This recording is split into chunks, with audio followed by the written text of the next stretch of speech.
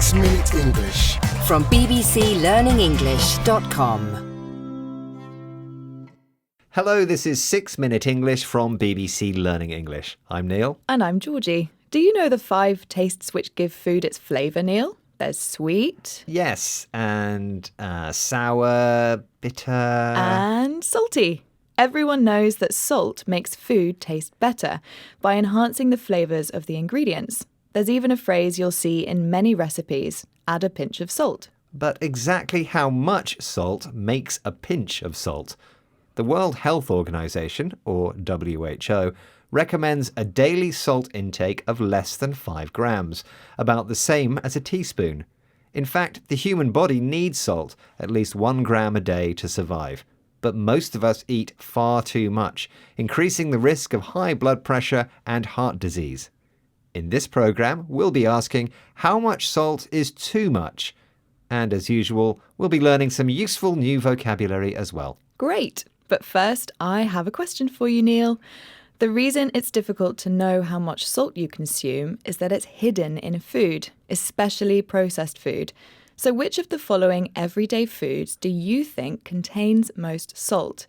Is it A, meat, B, bread, or C, pasta? Well, I'm going to guess that meat is the saltiest of those foods. OK, Neil, I'll reveal the answer later in the programme. Marian Sambiva lives in Astana, the capital of Kazakhstan, a country where people eat on average 17 grams of salt a day. That's more than 3 times the amount recommended by the WHO. Here, Marian explains some of the reasons behind this to BBC World Service programme, The Food Chain. We consume lots of salt, which is due to historical heritage, because when we were nomads, for centuries and centuries, we traveled and wandered across the steppes, and here we had to carry lots of meat, which could be preserved only adding salt. And even the milk products, the dairy products, are also very much salty for the same reasons. Besides improving its flavour, salt can be used to preserve food, to stop it from going bad. Traditionally, people in Kazakhstan were nomads. They travelled from place to place with their animals rather than living in one place all the time. Treating food with salt gave them enough to eat during the long winter months. They even did it with dairy products, foods which are made from milk, such as cheese and butter.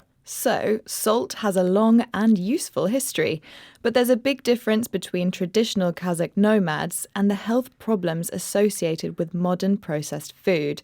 When we eat too much salt, the body dilutes it by retaining water. And as a result, the heart works harder to pump liquid around the body. This causes high blood pressure, which, over time, can lead to heart disease. Globally, governments are fighting this health risk in different ways. The Australian government reduced its recommended salt intake to 6 grams a day, while the British government has passed laws forcing food companies to reduce the amount of salt they use, and now recommends just 5 grams of salt per day. Claire Collins is Professor of Nutrition at the University of Newcastle in Australia. Here, she explains more about these salt recommendations to BBC World Service programme, The Food Chain. I think you just got to take a step back and look at the bigger picture. Like arguing whether it should be 5 grams or 6 grams, the issue is that around the world, salt intakes are very high, contributing to high blood pressure, contributing to premature strokes, premature mortality, and we need to address it in a way that's culturally appropriate for each country. Instead of arguing over grams of salt, Professor Collins thinks we should take a step back and look at the bigger picture. She uses 2 idioms: take a step back, which means to temporarily withdraw from a situation in order to think about it more calmly, and look at the bigger picture, to consider the overall meaning of something, not just the details. Yes, the problem remains that overconsumption of salt is causing premature health problems which are happening sooner than they should. By limiting salt and processed food, most people can enjoy long, healthy lives. And if you don't like your food unsalted, try adding herbs and spices instead. Well, speaking of salty foods, I think it's time to reveal the answer to my question, Neil. If you remember, I asked you which everyday food contains most salt, And I guessed it was meat. which was the correct answer. Meat contains the highest amount of salt, around 19%, followed by bread with 14% and pasta with 7%.